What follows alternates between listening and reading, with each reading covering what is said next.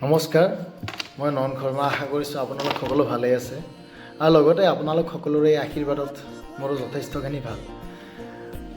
আৰু লগতে আপোনালোকক মই জনাবলৈ পাই অতিকৈ সুখী হৈছোঁ যে মোৰ সংগীত জীৱনৰ আকৌ এটি নতুন গীত মোৰ কণ্ঠত আপোনালোকৰ ওচৰলৈ মই আগবঢ়াবলৈ মই গৈ আছোঁ।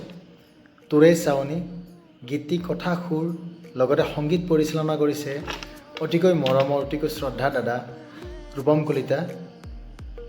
আৰু লগতে গীতটিত বহুতখিনি সহায় সহযোগিতা কৰিছে মোৰ অতিকৈ মৰমৰ অতিকৈ শ্ৰদ্ধা দাদা ধ্ৰুৱজ্যোতি। আপোনালোক সকলোৰে জনপ্ৰিয় কণ্ঠশিল্পী আই লগতে বহুতো গীতত কণ্ঠদান কৰা কণ্ঠশিল্পী ধ্ৰুৱদাই।